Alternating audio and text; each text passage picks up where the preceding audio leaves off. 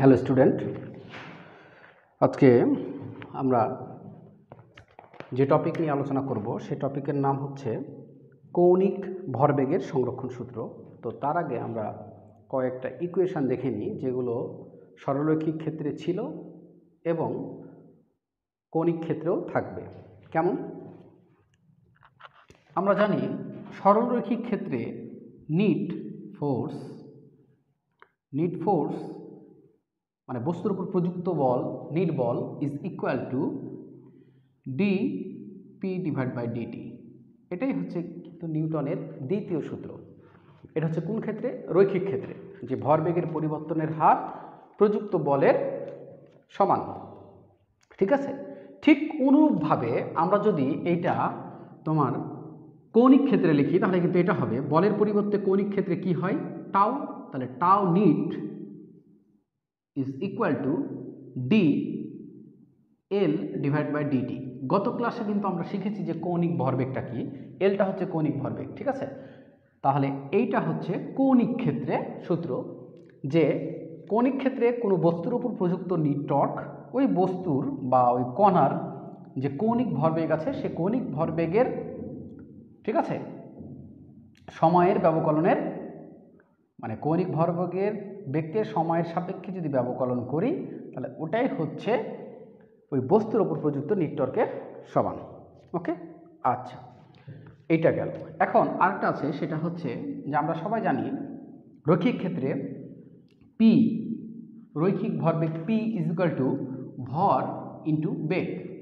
ঠিক অনুরূপভাবে কৌণিক ক্ষেত্রে যদি কৌণিক ভরবেগ এল লিখি তাহলে এখানে কৌণিক ভরবেগ এল ইজ ইকুয়াল টু হবে ভরের জায়গায় কৌণিক ক্ষেত্রে আই বসবে আর ভি এর জায়গায় কৌণিক ক্ষেত্রে বসবে ওমেগা। ঠিক আছে, তাহলে এটা হচ্ছে এল is equal two I omega. তাহলে আমরা এই দুইটা সূত্র কি করলাম? সিমিলারিটি মেনটেন করে শিখলাম। এগুলোর প্রমাণ আছে কিন্তু আমরা ওগুলো দেখব না, জাস্ট সিমিলারিটি দিয়ে মনে রাখবো যে এটা এরকম হতে পারে। ওকে, তাহলে এটা আমাদের জানা হলো, এটা আমাদের জানা হলো। আর এইটা নিয়ে আমরা পরবর্তীতে কাজ করব, কিছুক্ষণ পরেই কাজ করব এই যে টাউ নিট নিয়ে। Okay, tau net is equal to dL/dt। Okay, এখন আমরা আমাদের মেইন টপিকে চলে যাব, সেটা হচ্ছে কৌণিক ভরবেগের সংরক্ষণ সূত্র। তাহলে আমাদের টপিকটা হচ্ছে কি? কৌণিক ভরবেগের সংরক্ষণ সূত্র। ওকে, একে আমরা ইংলিশে কি বলবো? Conservation of angular momentum. Okay, তাহলে কৌণিক ভরবেগের সংরক্ষণ সূত্রটা কি সেটা জানার আগে আমাদের একটু মনে করিয়ে দিলাম যে আমরা কিন্তু এর আগে দুইটা পাওয়ারফুল বা শক্তিশালী সংরক্ষণ নীতি জেনেছি। একটা হচ্ছে শক্তির সংরক্ষণশীলতা নীতি আর আরেকটা হচ্ছে রৈখিক ভরবেগের সংরক্ষণ নীতি। আর এখন যেটা করব এটা হচ্ছে তৃতীয় শক্তিশালী সংরক্ষণ সূত্র, যেটাকে বলা হচ্ছে কৌণিক ভরবেগের সংরক্ষণ সূত্র। ওকে, আচ্ছা, তাহলে কৌণিক ভরবেগের সংরক্ষণ সূত্রতে যাওয়ার আগে আমরা কিছু জিনিস শিখব, তারপরে কৌণিক ভরবেগের সংরক্ষণ সূত্র কি সেটা জানবো। ঠিক আছে, তো গত ক্লাসে আমরা দেখেছিলাম যে একটা বস্তুর উপর, যে বস্তুটা অনেকগুলো পার্টিকেলের সমন্বয়ে গঠিত, এরকম একটা বস্তুর কৌণিক ভরবেগ এর ইকুয়েশন কেমন হয়, তাই না? তো আমরা লিখতেছি, আমরা জানি, আমার সাথে সাথে তোমরা নোট করে নাও, আমরা জানি একটি বস্তুর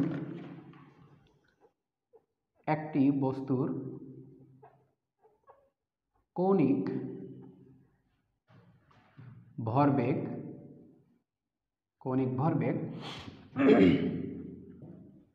একটি বস্তুর কৌণিক ভরবেগ L is equal two RI cross PI summation.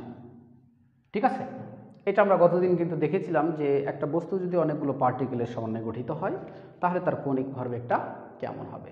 ঠিক আছে, এইখানে সামেশন দেওয়ার অর্থ হচ্ছে ওই বস্তুটা যদি 1000 পার্টিকেলের সমন্বয়ে বা কণার সমন্বয়ে গঠিত হয় তাহলে এই আর ক্রস পি এরকম 1000টা যোগ হবে। ওকে, আচ্ছা, এখন আমরা এই ইকুয়েশনটাকে ধরে নিলাম এটা 1 নম্বর সমীকরণ। এখন এই 1 নম্বর সমীকরণকে আমরা যদি সময় সাপেক্ষে ডিফারেন্সিয়েট করি তাহলে দাঁড়াবে এটা ডিএল ডিভাইড বাই ডিটি। ঠিক আছে, সামেশনকে আমি বাইরে রাখলাম। এখন এটা হচ্ছে ক্রস গুণের ডিফারেন্সিয়েশন।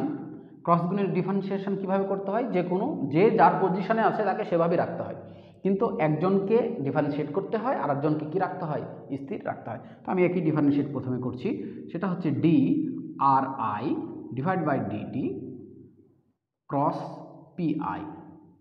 ওকে, এইটা একটা, মাঝখানে কি প্লাস, এখন আর আই স্থির থাকবে cross DPI divide by DT.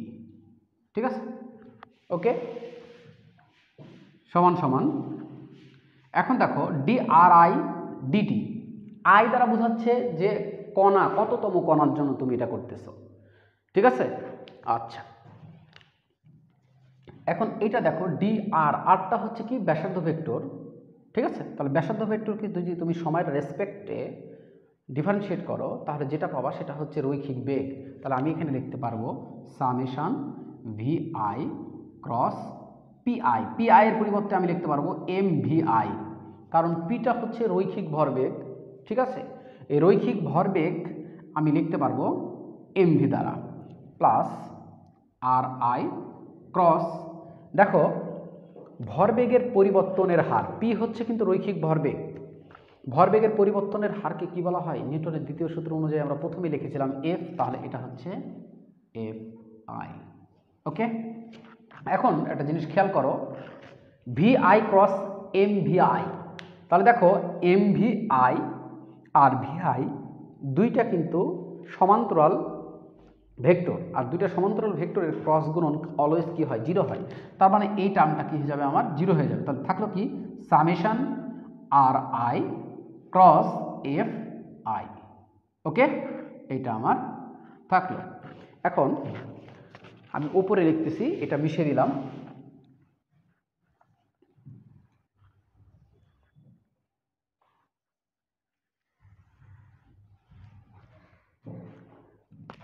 তাহলে D L divide by DT সমান সমান পেলাম কি summation R I cross F I. এখন তুমি আমাকে বলো যে এফ আর ক্রস এফ অর্থাৎ ব্যাসার্ধ ভেক্টর এবং ফোর্সের ক্রস গুণনকে কি বলা হয়, টর্ক বলা হয়। তাহলে আমি এখানে লিখতে পারবো টর্ক। ঠিক আছে, তার আগে আমি জেনে নিই এফ আইটা কি। ঠিক আছে, আমি তোমার বোঝার সুবিধার্থে লিখে দিচ্ছি এবং অবশ্যই তোমাকেও লিখে নিতে হবে। এফ আইটা হচ্ছে আইতম কণার উপর, মোস্ট ইম্পর্টেন্ট কথাই এই যে লাইনটা আমি লিখতেছি, এফ আই হচ্ছে আইতম কণার উপর প্রযুক্ত মোট বল। এখন প্রযুক্ত মোট বল, এই প্রযুক্ত মোট বলটা কি শুনে নাও ভালো করে। এফ আইটা আমি যেহেতু লিখলাম ওখানে যে আইতম কণার উপর প্রযুক্ত মোট বল, তা আইতম কণার উপর প্রযুক্ত মোট বল বলতে কি বোঝাচ্ছে, আইতম কণার উপর প্রযুক্ত মোট বল বলতে এটা বোঝাচ্ছে যে আইতম কণার উপরে বাহ্যিক যে বল প্রয়োগ হবে সেটা, প্লাস অন্য কণা, বস্তুর মধ্যে অন্য কণা ওই কণার ওপর যে বল প্রযুক্ত করবে সেটা। তার মানে এফ আই দ্বারা বোঝাচ্ছে আইতম কণার ওপর এক্সটার্নাল প্লাস ইন্টারনাল যতগুলো ফোর্স অ্যাপ্লাই হবে সেই ফোর্সগুলোর কি সমষ্টি। ক্লিয়ার? তাহলে কততম কণার, আইতম কণা।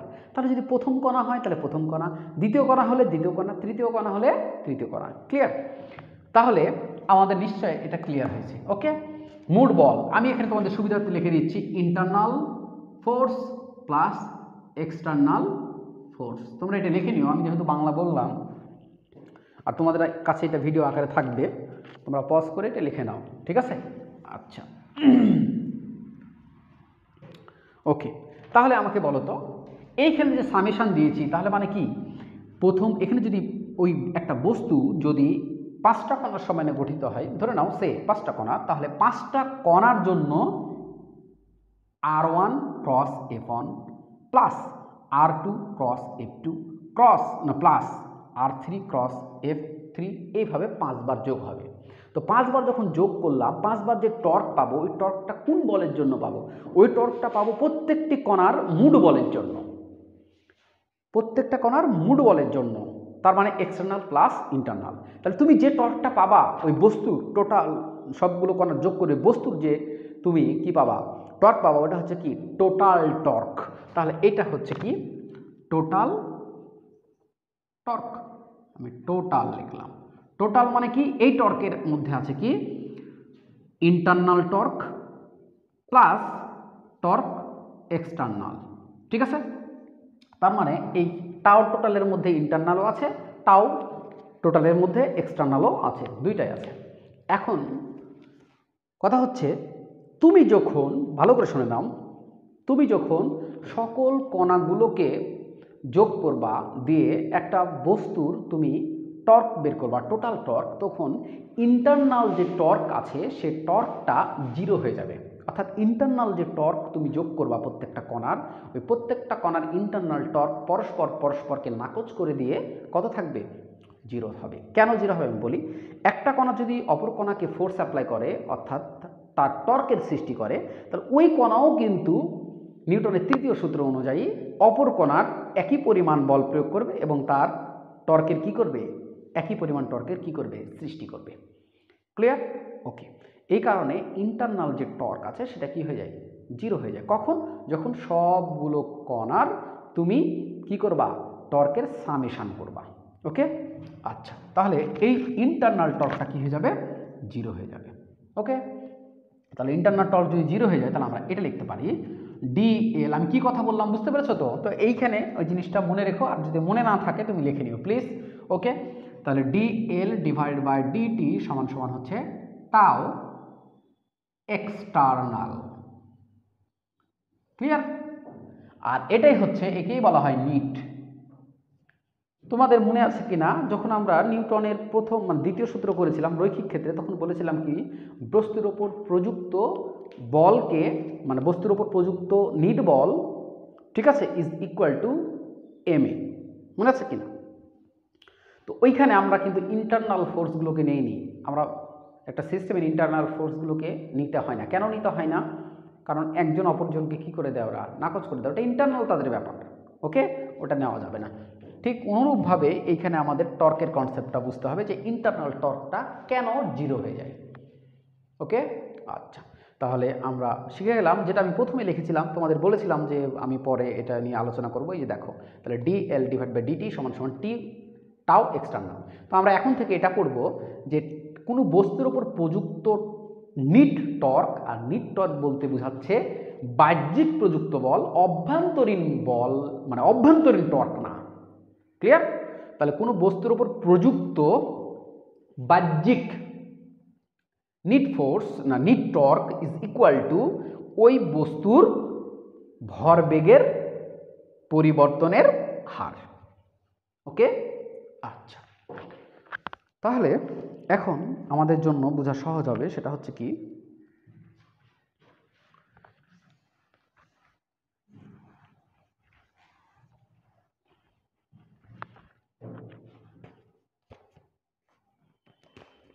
এখন দেখো ডিএল ডিভাইড বাই ডিটি সমান সমান আমরা বললাম কি টাও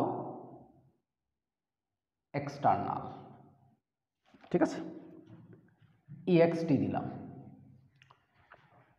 এখন দেখো কোনো বস্তুর উপর প্রযুক্ত বাহ্যিক নিট টর্ক, আবারও বলছি, কোনো সিস্টেমের অভ্যন্তরে কি ঘটছে এটা নিয়ে মাথা ব্যথার কোনো দরকার নেই তোমার, ঠিক আছে? কারণ ওই টর্ক নিয়ে কোনো ওই টর্ক যোগ করলে কী হয়ে যাবে? 0 হয়ে যাবে।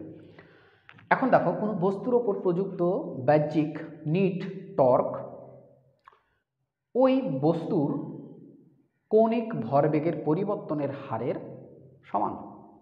এখন কোনো বস্তুর ওপর যদি নিট টর্কটা 0 হয়ে যায় তাহলে কি দাঁড়াবে? দেখো ডিএল সমান সমান 0। কোনো বস্তুর উপর নিট টর্ক 0 হয়ে গেল, তাহলে এটা 0। এটা যদি 0 হয় তাহলে ডিএল ইজ ইকুয়াল টু 0। এটা এই পাশে পার করে দাও। এখন এটাকে যদি তুমি সমাকলন করো তাহলে এখানে আসবে এল, এখানে আসবে কি?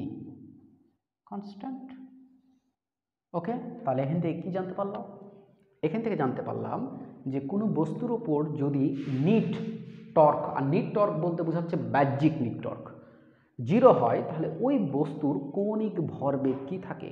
সংরক্ষিত থাকে। ক্লিয়ার? এটাই হচ্ছে কৌণিক ভরবেগের সংরক্ষণ নীতি। আমি আবারও বলছি, তোমরা একটু লিখে নাও, ঠিক আছে? আমি লিখতেছি না। কৌণিক ভরবেগের সংরক্ষণ নীতিটা কি সেটা আমি বলছি, ঠিক আছে? কোনো বস্তুর ওপর প্রযুক্ত নিট টর্ক যদি 0 হয়, তাহলে ওই বস্তুর কৌণিক ভরবেগের কোনো পরিবর্তন হয় না। এটাকেই কৌণিক ভরবেগের সংরক্ষণ নীতি বলে। ঠিক আছে? যেমন আমরা রৈখিকে পড়েছিলাম যে কোনো বস্তুর ওপর প্রযুক্ত নিট ফোর্স যদি 0 হয়, তাহলে ওই বস্তুর, ঠিক আছে, ভরবেগের অর্থাৎ রৈখিক ভরবেগের কোনো পরিবর্তন হয় না। ঠিক আছে? ওটা ছিল কি? রৈখিক ভরবেগের সংরক্ষণ সূত্র।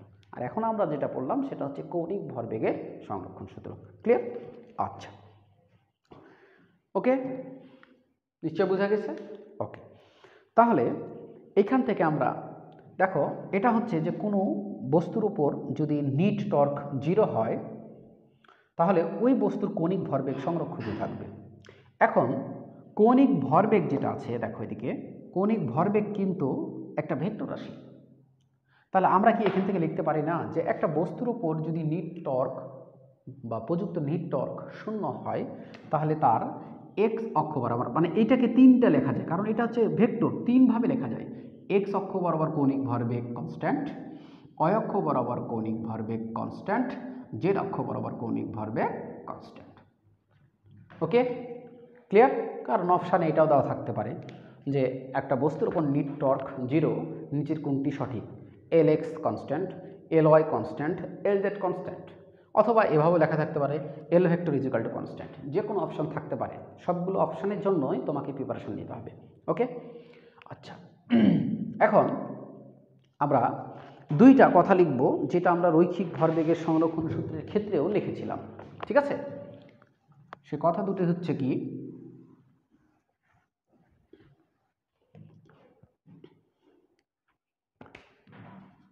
কোনো বস্তুতে যে বরাবর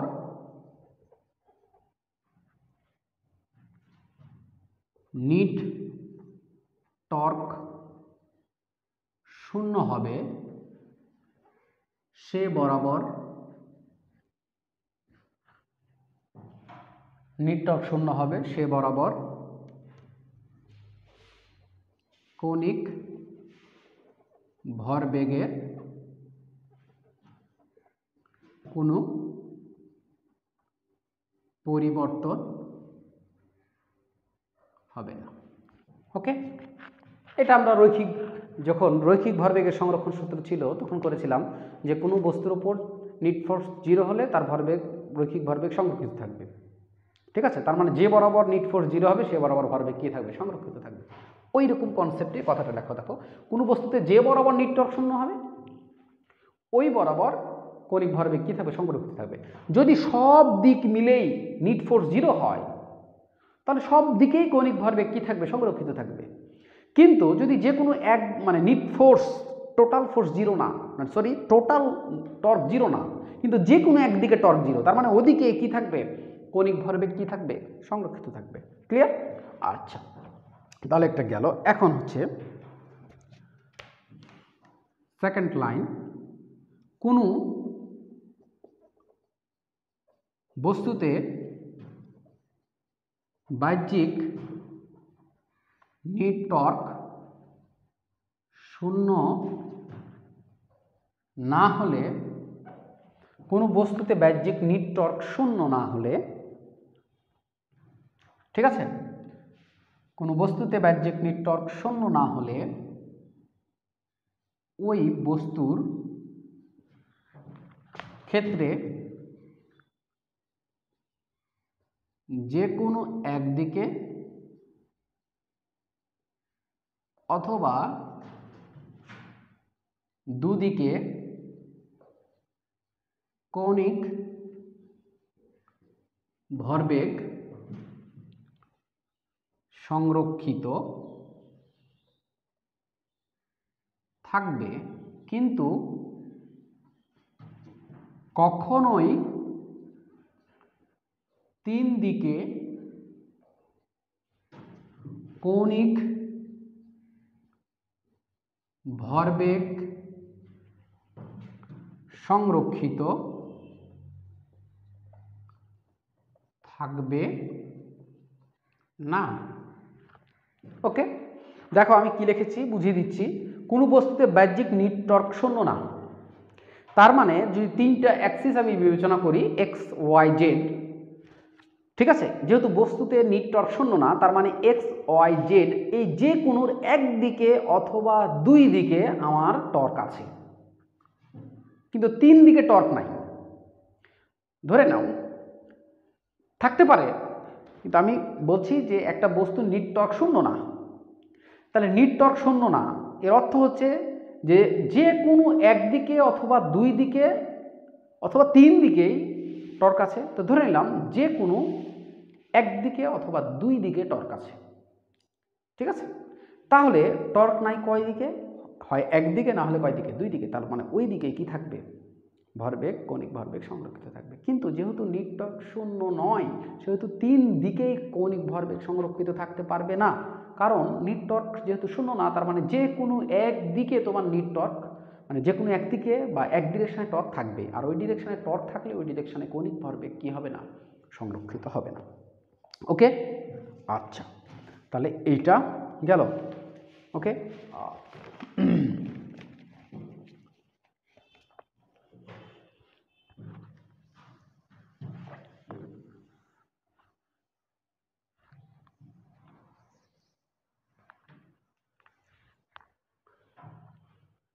তাহলে এখন সিম্পল আমাদের মেন বেসিক বোঝানো হয়ে গেছে।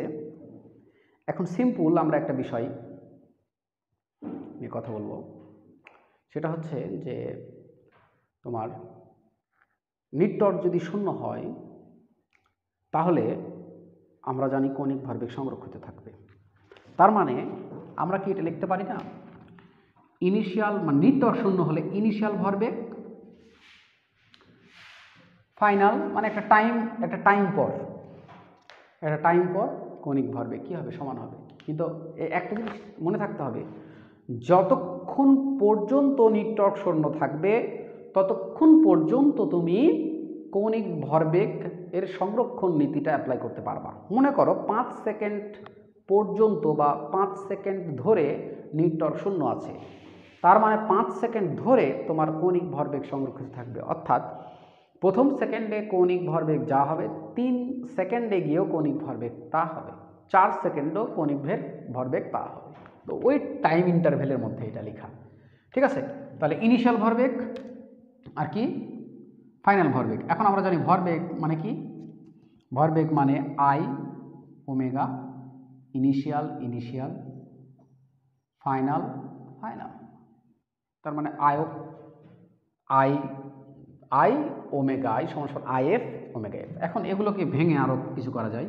আই মানে কি করা যায় বলো তো, জড়তার ভ্রামক। তো জড়তার ভ্রামক থাকলো, ওমেগা সমান সমান কিন্তু লেখা যায়, ওমেগা হচ্ছে ভি ভাগ আর লেখা যায়। তাহলে আবার আই ইজ ইকুয়াল টু লেখা যায় সিম্পল মেথডে এম আর স্কোয়ার, ঠিক আছে। তাহলে আমরা এখানে লিখতে পারি এম আর স্কোয়ার, আর ওমেগার আইয়ের জায়গায় আমরা লিখতে পারি তোমার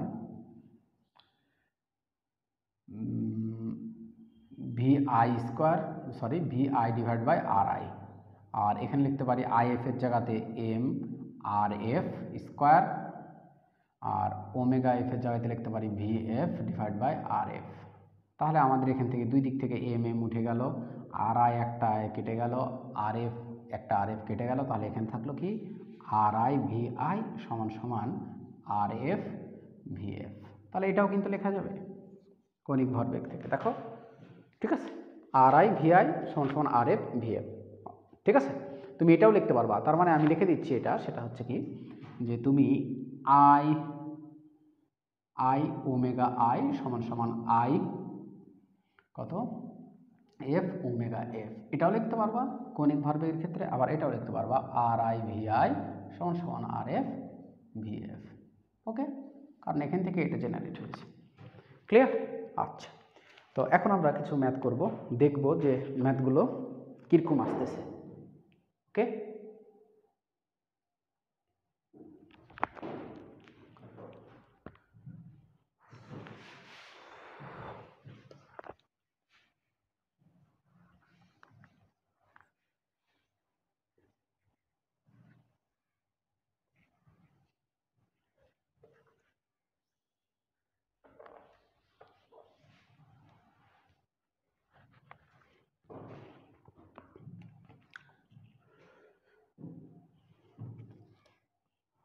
ওকে, এখন কিছু ইম্পর্ট্যান্ট কথা বলে নিই, তারপরে তখন আমরা অঙ্কে যাব বা কিছু ম্যাথ করব, ঠিক আছে? তো ইম্পর্ট্যান্ট কথাটা হচ্ছে কি, যে নিউটনীয় বলবিদ্যা তোমরা জানো, এই অধ্যায়ের চ্যাপ্টারের শুরুতেই আমি তোমাদের বলে দিয়েছি যে নিউটনীয় বলবিদ্যাটা অ্যাপ্লাই করা যাবে কোথায়? যে বস্তুগুলোর তোমার বেগ অনেক বেশি আর যে বস্তুগুলো অনেক ক্ষুদ্র। ওকে, অর্থাৎ আলোর গতিতে চলমান বস্তু ক্যালকুলেশনে তুমি নিউটনীয় বলবিদ্যা অ্যাপ্লাই করতে পারবা না। ওইখানে অ্যাপ্লাই করতে হবে তোমাকে আপেক্ষিক তত্ত্বের বেসিক। আবার যে সকল বস্তুর আকার খুবই ক্ষুদ্র, সে সকল বস্তুর ক্ষেত্রে তুমি নিউটনীয় বলবিদ্যা অ্যাপ্লাই করতে পারবা না, সেখানে তোমাকে অ্যাপ্লাই করতে হবে কোয়ান্টাম থিওরি বা কোয়ান্টামের বেসিক, যেগুলো আমাদের উপর ক্লাসে, এখানে হয়তো রিলেটিভিটি নিয়ে আমরা কিছু কিছু আলোচনা করব। এখন একটা মজার জিনিস দেখো, আমরা যে শক্তির সংরক্ষণ নীতি পড়েছি, রৈখিক ভরবেগের সংরক্ষণ নীতি পড়েছি, আর এখন পড়লাম কৌণিক ভরবেগের সংরক্ষণ নীতি। এই তিনটা সংরক্ষণ নীতি সব কিছুতে ভ্যালিড থাকবে বা সব কিছু নিয়ে আলোচনা করতে পারবে। যেমন আপেক্ষিক তত্ত্ব যেটা আলোচনা করে, অর্থাৎ যে বস্তুগুলোর গতি আলোর মতো, ঠিক আছে, সেগুলোতে আমরা এই কৌণিক ভরবেগের সংরক্ষণ নীতি অ্যাপ্লাই করতে পারবো, রৈখিক ভরবেগের সংরক্ষণ নীতি অ্যাপ্লাই করতে পারবো, আবার শক্তির সংরক্ষণ নীতিও অ্যাপ্লাই করতে পারবো। কি ব্যাপারটা কিন্তু বুঝে যেও যে নিউটনীয় বলবিদ্যা তুমি অ্যাপ্লাই করতে পারতেছো না, কিন্তু নিউটনের বলবিদ্যার কনসেপ্ট নিয়েই তুমি কিন্তু করেছো কি রৈখিক ভরবেগের সংরক্ষণ সূত্র, আবার কৌণিক ভরবেগের সংরক্ষণ সূত্র, এইগুলো অ্যাপ্লাই করা যাবে। ওকে, আচ্ছা ঠিক আছে। এখন আরেকটা কথা বলে নিই, তুমি যখন এই যে কৌণিক ভরবেগের সংরক্ষণ সূত্র অ্যাপ্লাই করবা, ঠিক আছে, সিস্টেমের অভ্যন্তরে কি ঘটছে এটা দেখবা না, সিস্টেমের বাহির থেকে কোনো টর্ক বা বল প্রয়োগ হচ্ছে কিনা এটা দেখবা।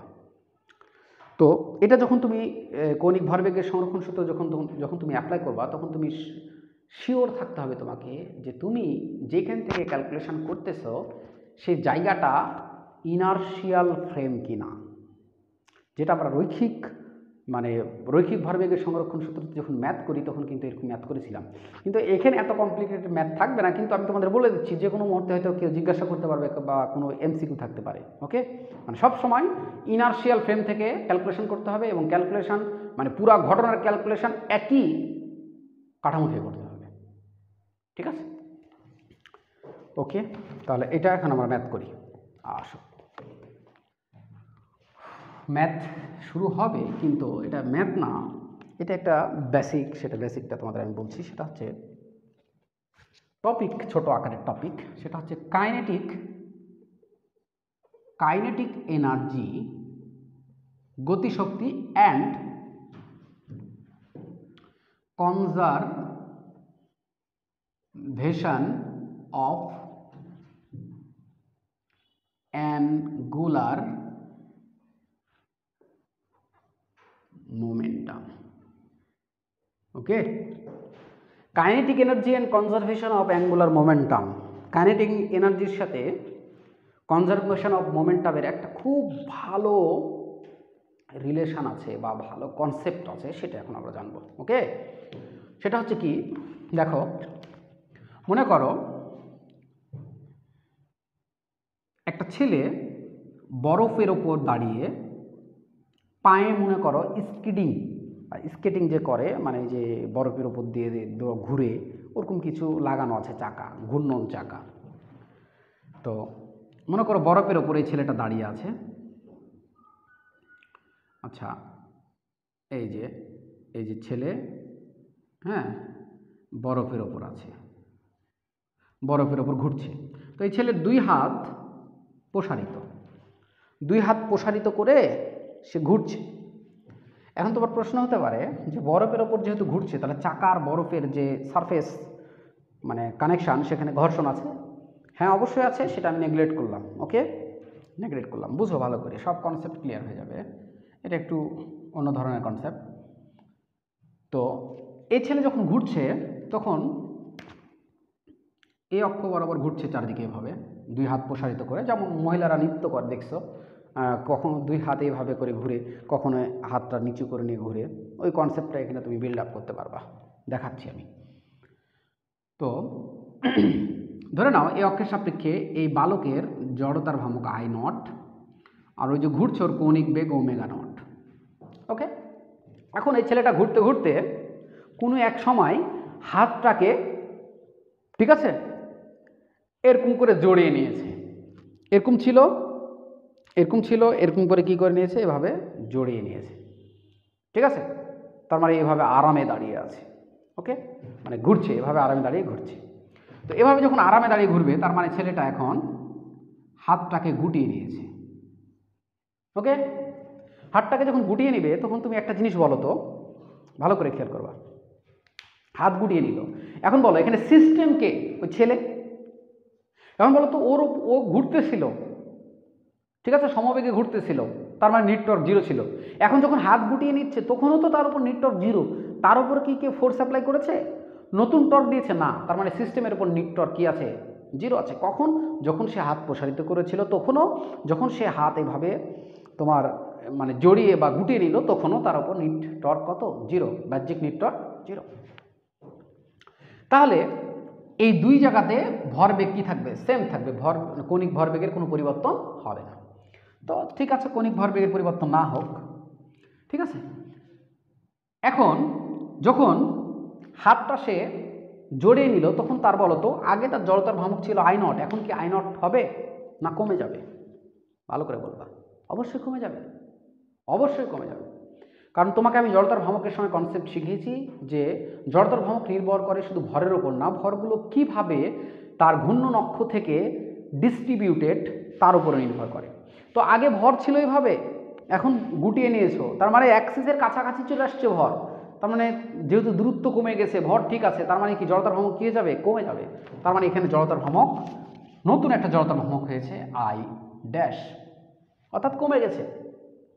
তার মানে জড়তার ভ্রামক কমে গেছে। আচ্ছা বলো তো, জড়তার ভ্রামক যদি কমে যায়, ঠিক আছে, আর দুই জায়গাতে কিন্তু কৌণিক ভরবেগ সেম থাকতে হবে, আর কৌণিক ভরবেগ মানে কি? I omega. তাহলে আই মানে আই নট কমে গিয়ে আই ড্যাশ হলো, তাহলে ভরবেগ যদি, কৌণিক ভরবেগ যদি সমান থাকতে চায়, তাহলে এখানে কি, যেহেতু আই কমে যাচ্ছে, তার মানে ওমেগাকে বাড়তে হবে, তাহলে ওমেগা কি হয়ে যাবে? বেড়ে যাবে। ওমেগা বেড়ে কি হবে? Omega dash. ওকে, অর্থাৎ এটা যখন সমান সমান হবে আই নট ওমেগা নট সমান সমান আই ড্যাশ ওমেগা ড্যাশ। কনসেপ্টটা বুঝতে পেরেছো? এখন এটা যদি নৃত্যর ক্ষেত্রে বলে, একই, যে একটা মহিলা এভাবে হাত প্রসারিত করে ঘুরতেছে, ঘুরে নৃত্য প্রদর্শন করছে, এক সময় সে হাত এভাবে গুটিয়ে নিল, সে জোরে, আগের চেয়ে জোরে ঘুরবে না ধীরে ঘুরবে? এখন তো আবার মাথায় আসতেছে যে আগের চেয়ে জোরে ঘুরবে না আস্তে ঘুরবে, মানে এখানে তো কোনো টর্কই প্রয়োগ হচ্ছে না, টর্ক প্রয়োগ হচ্ছে না, কিন্তু এখানে জড়তার ভ্রামক কি করছে? কমে যাচ্ছে। জড়তা ভ্রামক করে যাওয়ার জন্য ফোর্স কি, মানে ঘূর্ণনটা কি হয়ে যাবে? বেড়ে যাবে। ওকে, তাহলে এটা গেল। ওকে, আচ্ছা, এখন যে জিনিসটা আমি আলোচনা করব সেটা হচ্ছে, দেখো দুই ক্ষেত্রে কৌণিক ভরবেগ সমান, কিন্তু দুই ক্ষেত্রে জড়তার ভ্রামক আর কৌণিক বেগটা কিন্তু কি আলাদা আলাদা, কিন্তু তাদের গুণফল কি? সমান। এখন আমরা জানি কাইনেটিক এনার্জি, মানে ঘূর্ণন ক্ষেত্রে kinetic energy half I omega square, ঠিক আছে। তাহলে মানে তোমার হাত গুটানোর আগে গতিশক্তি K nought is equal to half I not omega not square. Okay, আচ্ছা, গুটানোর পর, হাত গুটানোর পর কৌণিক গতিশক্তি কে, হাফ, কে ড্যাশ দিলাম, half I dash omega dash square. ওকে,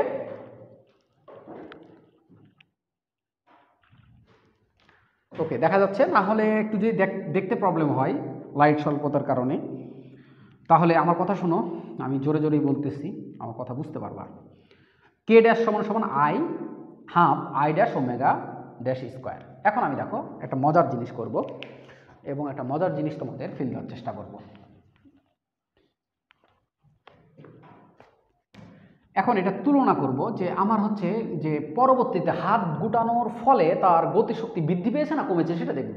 তাহলে অনুপাত করি, তাহলে বুঝতে পারবো কে ড্যাশ মানে হাত গুটানোর পর, কে নট হাত গুটানোর আগে, তাহলে কে ড্যাশ হচ্ছে কত, half I dash omega dash square, আর এটা হচ্ছে half I not omega not square.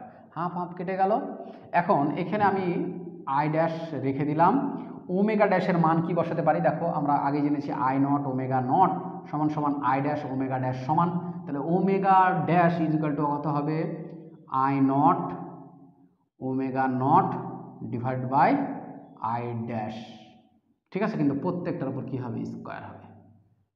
Okay, square হবে divided by I not omega not square.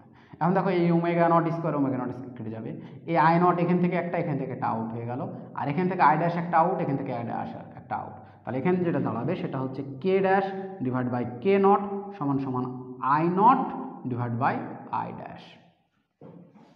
ওকে, এখন দেখো আই নট বড় না আই ড্যাশ বড়, অবশ্যই আই নট আই ড্যাশের চেয়ে বড়। তাহলে আই নট যদি আই ড্যাশের চেয়ে বড় হয় তাহলে এটা হচ্ছে কি একের চেয়ে বড়, আর একের চেয়ে বড় কোনো জিনিসের সঙ্গে যদি কোনো কিছু গুণ হয় তাহলে সেটাও কি একের থেকে কি হয়, বড় হয়। তার মানে কে নট, তার মানে আমরা এখান থেকে কি বুঝতে পারছি, এটা যেহেতু একের চেয়ে বড়, ঠিক আছে, তার মানে কে নটের সাথে গুণ, এটা গুণ করে যা পাবো সেটা কে নটের চেয়ে কী হবে, বড় হবে। তাহলে কে ড্যাশ হচ্ছে কে নটের চেয়ে বড়, কত গুণ, I not divide by I dash গুণ। তার মানে গতিশক্তি মানে কৌণিক গতিশক্তি বৃদ্ধি পেয়েছে না কমেছে, বৃদ্ধি পেয়েছে। ঠিক আছে, আর তোমরা এটা ইজিলি মানে গেস করতে পারবা কিভাবে, যে যেহেতু তোমার কৌণিক বেগটা বেড়ে গেছে তার মানে কৌণিক গতিশক্তি কী হয়ে যাবে, বেড়ে যাবে। এখন আমার প্রশ্ন হচ্ছে এটা কেন করলাম, দেখো কতটুকু কৌণিক গতিশক্তি হয়েছে, আর এখান থেকে তুমি পরিবর্তন বের করতে পারবা, আগের কৌণিক গতিশক্তি থেকে এই কৌণিক গতিশক্তি বাদ দিবা, অনায়াসে তুমি কি কতটুকু শক্তি বৃদ্ধি পেয়েছে সেটা বলতে পারবা। এখন এই কৌণিক গতিশক্তি বৃদ্ধি পেয়েছে, এখন এই কৌণিক গতিশক্তি কেন বৃদ্ধি পেল, আর কোনো ক্ষেত্রে কমতে পারে, কারণ কোনো ক্ষেত্রে কৌণিক বেগ কমে গেলে সেখানে কৌণিক গতিশক্তি কমে যাবে। তো এখানে কৌণিক গতিশক্তি কেন বৃদ্ধি পেল, এই শক্তিটা আসলো কোথা থেকে, এটা এখন তোমাকে বলবো। ঠিক আছে, তুমি যখন হাত এইভাবে করেছিলা, প্রসারিত করেছিলা, তখনও টর্ক জিরো ছিল, আবার যখন তুমি এভাবে গুটিয়ে নিলা তখনও টর্ক জিরো। কিন্তু তুমি হাত এরকম করেছিলা, হাতকে যখন তুমি কি করলা, এভাবে গুটিয়ে নিলা, তখন তোমাকে একটা কাজ করতে হয়েছে। এই কাজটাই ওই তোমার বডির মধ্যে গতিশক্তি হিসাবে কি হয়েছে, জমা হয়েছে, আর এই গতিশক্তি হিসেবে জমা হওয়ার কারণে তোমার ঘূর্ণন বেগটা কি হয়ে গেছে, বৃদ্ধি পেয়ে গেছে। ওকে, বুঝতে পেরেছ? আচ্ছা, তাহলে এরকম যদি প্রশ্ন আসে যে গতিশক্তি কতটুকু বৃদ্ধি পেয়েছে, বা হাত মানে এরকম প্রশ্ন আসতে পারে, হাত এভাবে গুটিয়ে নিল, তাহলে সে হাত গুটাতে কতটুকু কাজ করতে হলো, কতটুকু কাজ করতে হবে, যতটুকু গতিশক্তি তার মধ্যে ইনরিচ হয়েছে ততটুকুই তাকে কাজ করতে হবে। ঠিক আছে, মানে গতিশক্তির পরিবর্তনটাই হচ্ছে এই কৃত কাজের সমান। ওকে, আচ্ছা, তাহলে এটা আমি মিশিয়ে দিলাম।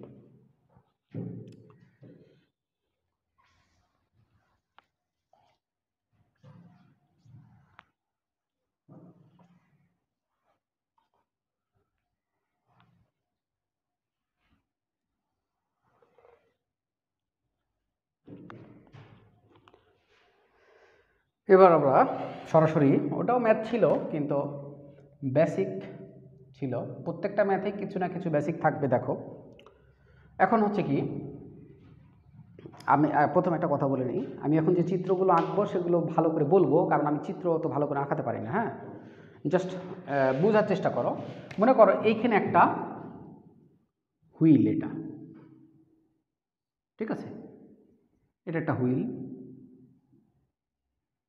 ওকে, এই হুইলটা এভাবে ঘুরছে, ঘুরছে, এই যে হুইল ঘুরতেছে, দেখা যাচ্ছে? দেখা যাচ্ছে, এই হুইল ঘুরছে। এখন এই হুইলের জড়তার ভ্রামক হচ্ছে আই নট, মানে এই অক্ষ বরাবর ঘুরছে। এখন আরেকটা হুইল আছে একই সমান, একই মতোই, মানে একই মতোই আর কি, শেপ একই মতোই। আরেকটা হুইল আছে যে স্থির অবস্থায় আছে, ঠিক আছে? তো এই অক্ষের সাপেক্ষে এই হুইলের জড়তার ভ্রামক 3i নট। ওকে, এখন এই হুইল ঘুরতেছে, তো ঘোরা অবস্থায় এই যে স্থির অবস্থার একটা হুইল ছিল, মানে চাকতি, এগুলোকে বলা হয় চাকতি, মানে ঘুরতেছে এভাবে, এটাকে এর ওপর এসে জেন্টালি, মানে ভদ্রভাবে এর ওপর কি করে দিলাম, স্থাপন করে দিলাম ভদ্রভাবে। ওকে, ক্লিয়ার? তো ভদ্রভাবে স্থাপন যখন করে দিলাম তখন কিরকম হবে সে, এই যে, আর এর ওপরে আর একটা বসিয়ে দিয়েছি, ঘুরতেছে, ঠিক আছে? একজন আরেকজন ওপর আছে, ঘুরতেছে, মানে এই চাকতিটা এর উপরে এসে সুন্দরভাবে রেখে দিয়েছি। একটা চাকতি এভাবে ঘুরছে, ওর উপরে সুন্দরভাবে জেন্টালিভাবে আরেকটা রেখে দিয়েছি। এখন দুটোই কি একসাথে কি করবে, ঘুরবে। তো দুটো যখন একত্রিত হয়ে ঘুরবে তখন তার ঘূর্ণন বেগটা কত, ওমেগা ইকুয়াল টু হট, এটা তোমার কাছে জানতে চেয়েছে। ওকে, তাহলে এখন আসো আমরা দেখি ঘটনা কি। তাহলে এখানে সিস্টেম হিসেবে কাকে ধরবো, দুইটা বস্তু, মানে দুইটা চাকতি আছে, দুটাকে ধরবো। তাহলে দুইটা যদি চাকতি থাকে, এর দুটো আমার হচ্ছে সিস্টেম। তো দেখো, এ সমবেগে প্রথম অবস্থায় ঘুরছে, তার মানে এর ওপর নিট টর্ক 0, এ স্থির আছে, এর ওপর নিট টর্ক 0, তার মানে আমার পুরো সিস্টেমের ওপর নিট টর্ক 0। যখন ওই চাকতিকে আরেক চাকতির ওপর জেন্টালি রাখলাম তখন কিন্তু তাদের স্পর্শতলে কী হবে, ঘর্ষণ হবে। ওকে, তো এই ঘর্ষণ বলটা কি বল, যেহেতু সিস্টেম ধরেছি, এই ঘর্ষণ বলটা দুইটা সিস্টেমের দুইটা কণার মধ্যে কাজ করছে, মানে দুইটা চাকতির মধ্যে কাজ করছে, তার মানে এটা কি ইন্টারনাল ফোর্স। আর ওই ইন্টারনাল ফোর্সের জন্য যে টর্ক হবে সেটা ইন্টারনাল টর্ক। আর আমরা জানি ইন্টারনাল টর্ক নিয়ে কোনো কথাই বলবো না, কারণ এটা সামেশন করলে কী হয়ে যাবে, 0 হয়ে যাবে দুইটার জন্য। আমার কথা কি বুঝতে পেরেছো? দুই চাকতির জন্য যদি ক্যালকুলেশন করি কী হয়ে যাবে, 0 হয়ে যাবে। ওকে, তার মানে এখানেও টর্ক 0, এখানে টর্ক 0। ওকে, তাহলে এই চাকতি একজনের সাথে স্পর্শ করার আগে আমি মোট কৌণিক ভরবেগ বের করব, আর এইখানে আমি কৌণিক ভরবেগ করব, দিয়ে সমান সমান করে দেবো, আমি ওমেগা পেয়ে যাব। ওকে, তাহলে আসো দেখি এই ক্ষেত্রে আমার কৌণিক ভরবেগ, প্রথম ক্ষেত্রে কৌণিক ভরবেগ এল নট দিলাম আমি, সমান সমান কত, দেখো প্রথম ক্ষেত্রে তোমার কৌণিক ভরবেগ I omega, I not omega not. এখন আসো, আই নট মানে কি, আই নট মানে হচ্ছে সিস্টেমের জড়তার ভ্রামক। তো এর জড়তার ভ্রামক হচ্ছে 3i নট, আর এর জড়তার ভ্রামক কত, I not.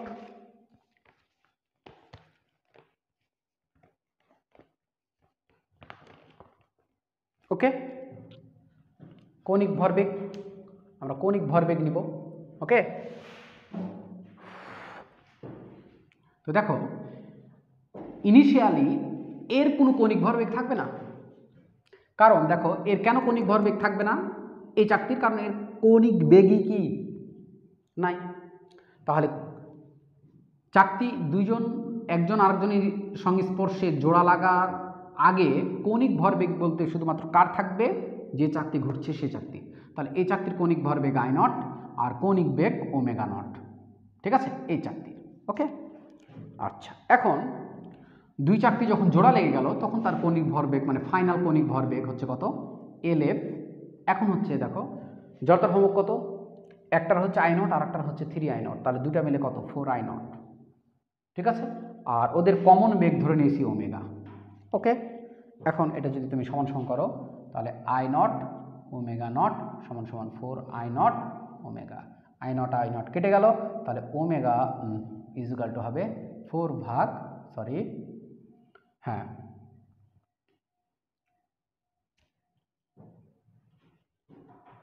Omega nought is equal to omega ভাগ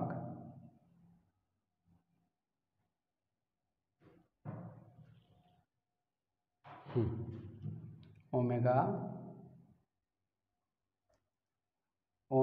is equal to omega not divide by 4।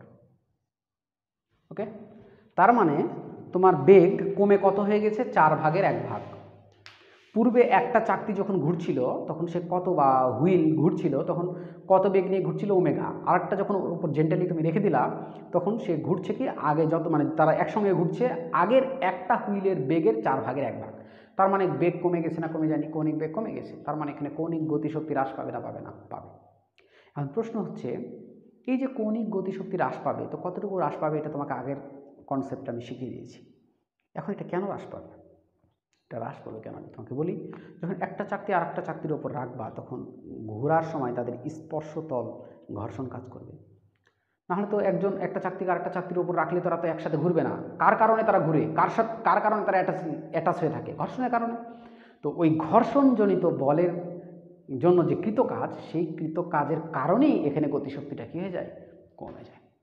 ওকে, আচ্ছা, তাহলে এটা গেল ম্যাথ। এবার আমাদের 2 নম্বর ম্যাথ।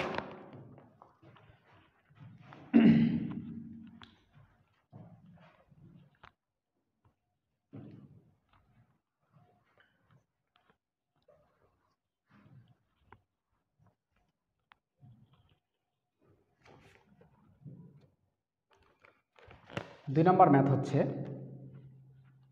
একটা চাকতি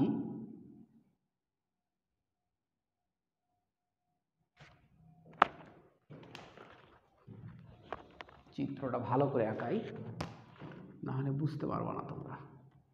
চাকতি, ঠিক আছে, ঠিক আছে, একটা চাকতি এইভাবে ঘুরছে। ওই চাকতির একবারে ভর কেন্দ্র দিয়ে তলের লম্ব বরাবর অক্ষ, ঠিক আছে, মানে এই যে একটা এই চাকতি, এই অক্ষের এভাবে ঘুরছে চারিদিকে। ওকে, এটা হচ্ছে একবারে ভর কেন্দ্র দিয়ে, এই অক্ষটা কোথায় দিয়ে, ভর কেন্দ্র দিয়ে। তো এই চাকতির বৈশিষ্ট্য হচ্ছে এই চাকতির ভর হচ্ছে 3.2 কেজি। ওকে, এর ব্যাসার্ধ আর হচ্ছে কত, 0.5 মিটার। ভালো করে বুঝো। তো এই চাকতি স্থির অবস্থায় আছে। তো একটা গুলি এই চাকতির জাস্ট এই বরাবর আসতেছে। তো গুলির ভরটা এম হচ্ছে 2 গ্রাম আর বেগ হচ্ছে 500 মিটার পার সেকেন্ড। ওকে, এখন চাকতির একবারই এই কর্নারে গুলিটা যখন লেগেছে তখন ওর মধ্যেই মানে থেকে গেছে গুলিটা ওর মধ্যে যখন থেকেছে তখন সে কি করছে, গুলি আর চাকতি একসঙ্গে কি করা শুরু করছে, ঘোরা শুরু করছে। তার মানে লাস্ট ফিগারটা হচ্ছে এরকম।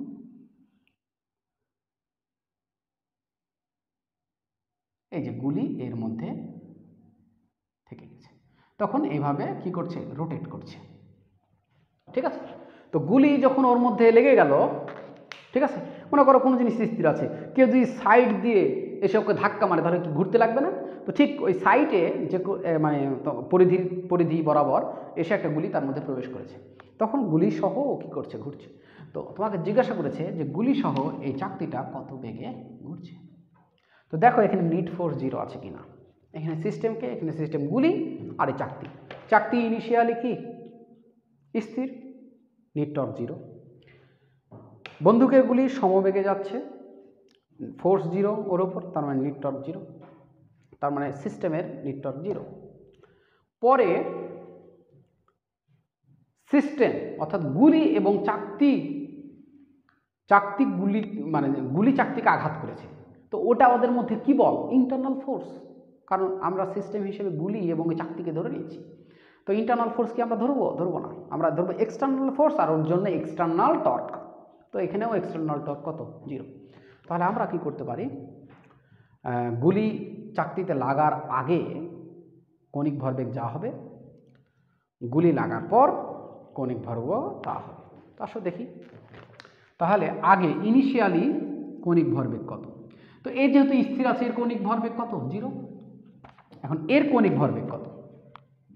একটা গুলি ভি বেগে যাচ্ছে, তাহলে এই বেগ নিয়ে এসে কোন বরাবর যাচ্ছে দেখো ভালো করে। এই বেগ নিয়ে এসে চাকতির ভর কেন্দ্র থেকে আর দূরত্ব বরাবর যাচ্ছে, এই কারণে সে এখানে কি করেছে? আঘাত করেছে। তাহলে এই ক্ষেত্রে কিন্তু তার ভর বেগ থাকবে কিভাবে দেখো, আই ওমেগা, আই নট, আমি ধরলাম আই নট ওমেগা নট। এখন এখানে তো বন্দুকের গুলির রৈখিক বেগ আছে, কিন্তু কৌণিক বেগ তো নাই। কিন্তু আমরা জানি রৈখিক বেগ থেকে কিন্তু কৌণিক বেগে কনভার্ট করা যায়, ঠিক আছে? আর তুমি মনে করতেছো যে এখানে বন্দুকের গুলি তো রৈখিক বেগ আছে, এর তো কৌণিক বেগ থাকবে না। না, রৈখিক বেগ দেওয়া আছে। এখন এই রৈখিক বেগ নিয়ে যদি বন্দুকের গুলি ঘুরতো, তাহলে কত বেগে ঘুরতো? সেটাই হচ্ছে তার কি? কৌণিক বেগ। ওকে, আচ্ছা, তাহলে কৌণিক বেগ আমরা জানি ওমেগা নট সমান সমান ভি নট ভাগ আর, ঠিক আছে? এখন এখানে আরটা কত? কারণ বন্দুকের গুলি এই ঘূর্ণন অক্ষ থেকে কত দূর দিয়ে যাচ্ছে? আর দূর দিয়ে, তাহলে বড় হাতের আর। তাহলে আমরা এখানে লিখতে পারবো, আর আই নটটা কত হবে? আই নট মানে কি? বন্দুকের গুলির ভর, আর বন্দুকের গুলি ঘূর্ণন কেন্দ্র থেকে কত দূর দিয়ে যাচ্ছে? আর, তার মানে আর স্কোয়ার। ওমেগা নট মানে কি? V naught divide by R. তাহলে একটা আর একটা কেটে গেল, তাহলে কি থাকলো? M R V naught. তাহলে এটাই হচ্ছে বন্দুকের গুলির ভরবেগ, কৌণিক ভরবেগ কি মানে ওই চাকতিকে আঘাত করার আগে, এবং এটাই হচ্ছে এই সিস্টেমের কৌণিক ভরবেগ কি? সংঘর্ষের আগে। এবার সংঘর্ষের পরে কৌণিক ভরবেগ এল এফ একসঙ্গে। একসঙ্গে হচ্ছে কি? চাকতির তোমার কৌণিক মানে চাকতির জড়তার ভ্রামক কত হবে? চাকতির জড়তার ভ্রামক তোমরা জানো যে একটা চাকতির ভর কেন্দ্রগামী অক্ষের সাপেক্ষে যদি এভাবে ঘুরে, তাহলে ওর জড়তার ভ্রামক হবে half half M R square. আর গুলির কৌণিক ভরবেগ মানে এই জড়তার ভ্রামক কত হবে? যেহেতু ঘূর্ণন অক্ষ থেকে আর দূরত্ব দিয়ে যাচ্ছে, তাহলে এম আর স্কোয়ার, ঠিক আছে? এটা হচ্ছে দুইটা জড়তার ভ্রামক, আর দুইটার কমন বেগ কি হবে? ওমেগা। ওকে, এই এখন এই দুটা কি হবে? সমান হবে। তার মানে এখন যদি সমান করে দিই, তাহলে এম আর ভি নট সমান সমান হাফ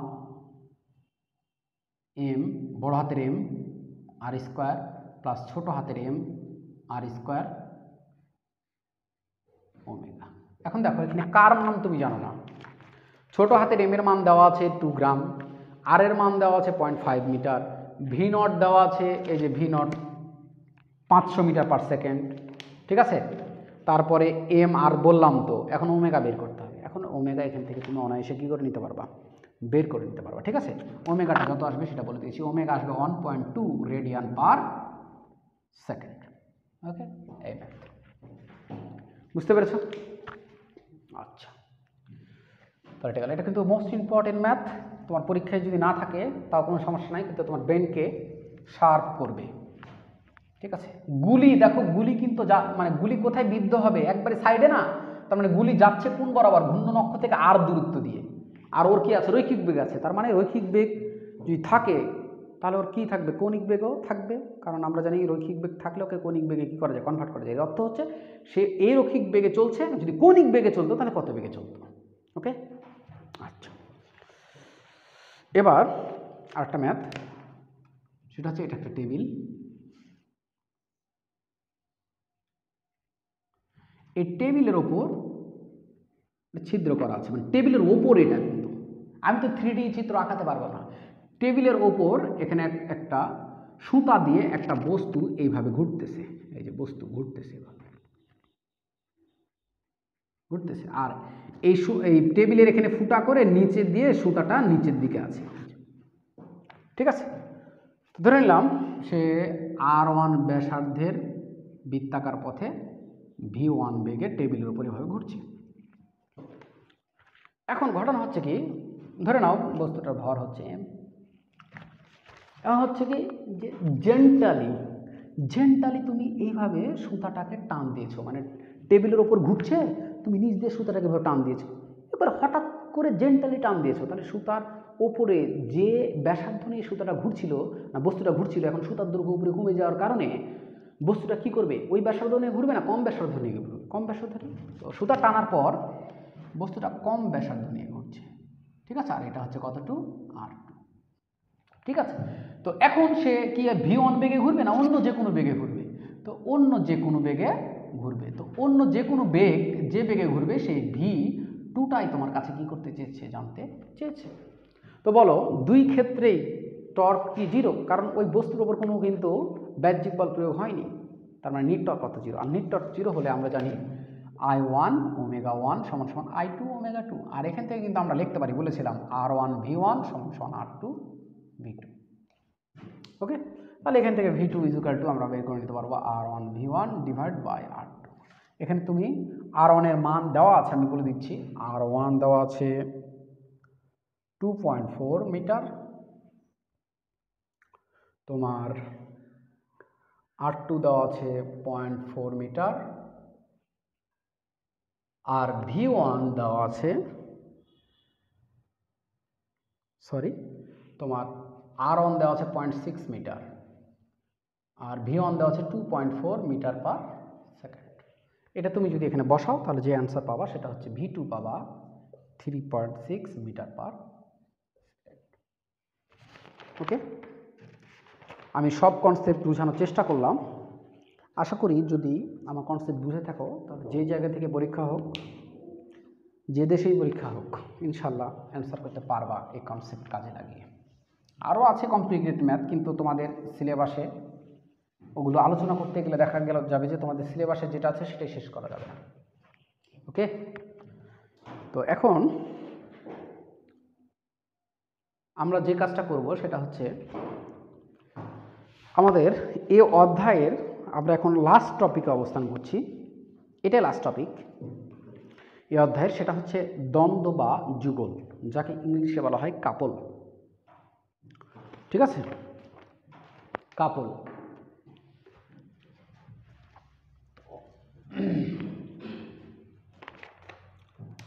তাহলে আমাদের টপিক হচ্ছে কি, আমাদের টপিক হচ্ছে দ্বন্দ্ব বা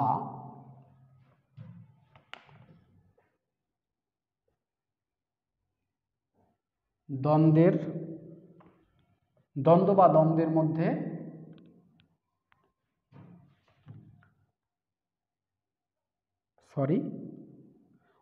কি লিখতেছি আমি, সরি দ্বন্দ্ব বা যুগল, অন্য টপিকে চলে গেছি স্কিপ করে, বা কাপল। ওকে, তো এখন আমরা যেটা করব সেটা হচ্ছে দ্বন্দ্ব বা যুগল বা কাপল। তাহলে দ্বন্দ্ব বা যুগল বা কাপল কাকে বলবো, সেটা হচ্ছে যে একটি, ভালো করে শুনে নাও আমার কথা, আমি লিখে দিচ্ছি পরে, একটি বস্তুর দুটি ভিন্ন বিন্দুতে যদি একই সমান দুটি বল, ঠিক আছে, পরস্পর সমান্তরালভাবে কাজ করে বা প্রযুক্ত হয়, তাহলে ওই দুইটা বিপরীতমুখী বলকে বলা হবে কি, দ্বন্দ্ব বা যুগল। অর্থাৎ একটা বস্তুর ওপর দুইটা বিন্দুতে দুইটা বল কাজ করবে, কিন্তু বিপরীতমুখী আবার সমান্তরাল। ওকে, তাহলে ওই দুইটার বলকে আমি কি বলবো, দ্বন্দ্ব বা কাপল বা যুগল। ওকে, আমি সংজ্ঞাটা লিখে দিচ্ছি, দেখো। একটি বস্তুর দুটি ভিন্ন বিন্দুতে প্রযুক্ত দুটি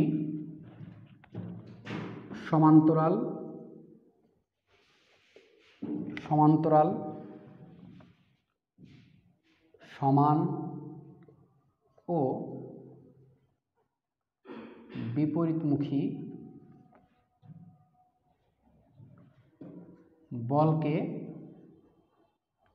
দ্বন্দ্ব বা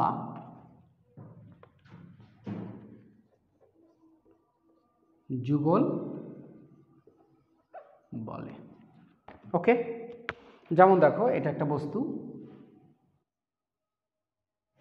এই বস্তুর ওপর দুইটা ভিন্ন বিন্দুতে, এটা একটা বিন্দু নিলাম, এটা একটা বিন্দু নিলাম, তো আর যে কোনো বিন্দু নিতে পারো, সমস্যা নাই। এই বিন্দুতে এইদিকে একটা বল প্রয়োগ হয়েছে এফ, এইদিকে একটা বল প্রয়োগ হয়েছে এফ। দেখো দুইটা বলই সমান এবং বিপরীতমুখী, এবং তাদের যে মধ্যবর্তী অ্যাকশন লাইন সেটা হচ্ছে পরস্পর কি সমান্তরাল। তাহলে এই দুইটা ফোর্সকে বলবো কি দ্বন্দ্ব বা যুগল। ওকে, আচ্ছা।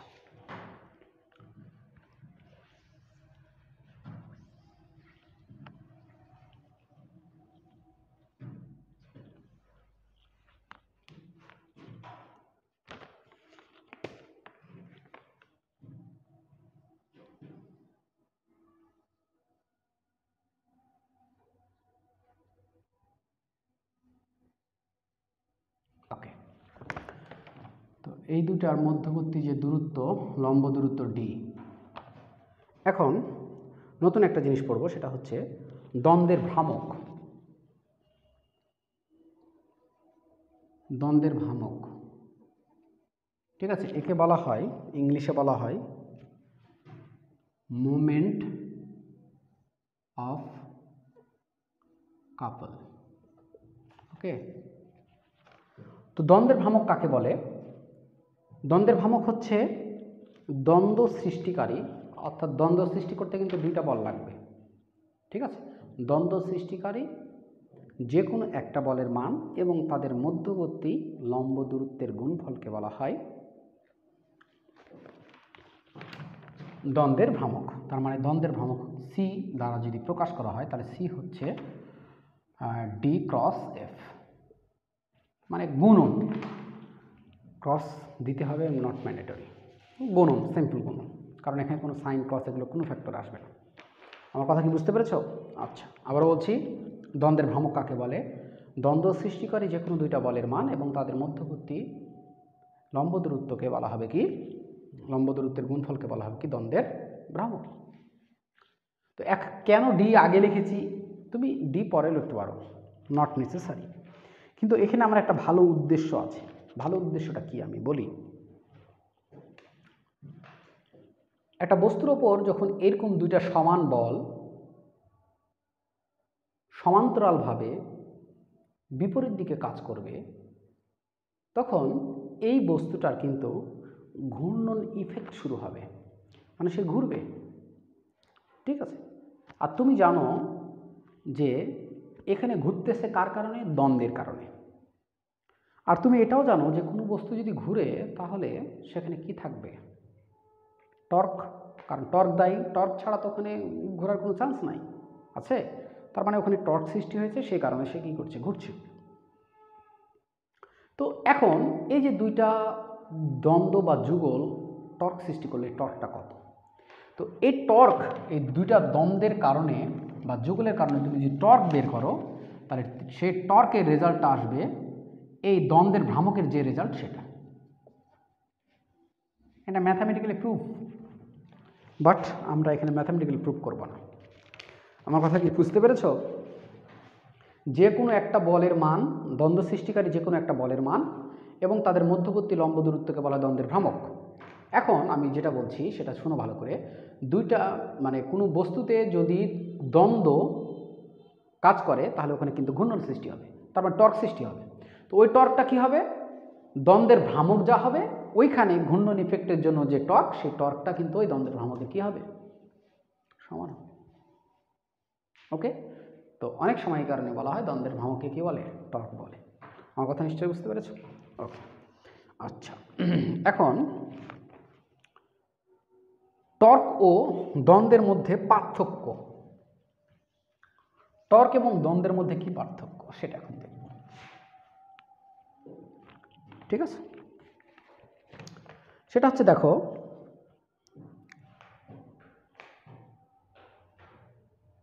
মনে করো গাড়ির চাকা যখন ঘুরে, ঠিক আছে, তখন চাকা সামনের দিকে যাওয়ার চেষ্টা করে, চাকার স্টিয়ারিং মানে গাড়ির চাকা যখন ঘুরে তখন কি ওখানে টর্ক কাজ করে না? তো ওখানে টর্ক কাজ করে, তো টর্ক কাজ করার ফলে কিন্তু গাড়িটা মানে চাকাটা সামনের দিকে যায় আবার ঘুরে, ঠিক আছে। আবার চাকা যখন কোনো কাদাতে তোমার মানে ওখানে গাড়িটা যখন দেবে যায় কাদাতে, তখন দেখবা চাকা ঘুরছে কিন্তু সামনের দিকে যায় না। তো এই দুটা ঘটনা কেন বললাম তুমি এখন বুঝতে পারবা, সেটা শোনো। টর্ক ও দ্বন্দ্বের মধ্যে পার্থক্য কী? টর্ক যে মেন পার্থক্য সেটা হচ্ছে কি, আমি বলছি তোমরা লিখে নাও। সেটা হচ্ছে টর্ক একটা বস্তুতে রৈখিক এবং কৌণিক দুই ধরনের ত্বরণ সৃষ্টি করতে পারে, অর্থাৎ বস্তুটাকে ঘুরায় এবং সামনের দিকে নিয়ে যায়, যেমন গাড়ির চাকা। ঠিক আছে। আর দ্বন্দ্ব শুধুমাত্র বস্তুর কৌণিক ত্বরণ সৃষ্টি করে, রৈখিক ত্বরণ সৃষ্টি করতে পারে না। এবার বলি এটা কেন। দেখো,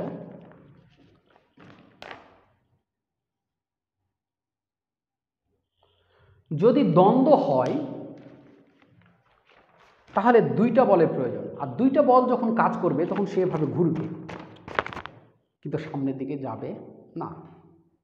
ঠিক আছে। তার মানে সে শুধু খালি কৌণিক বেগ তার থাকলো, অর্থাৎ কৌণিক ত্বরণ থাকলো, কিন্তু রৈখিক কোনো কিছু থাকলো না।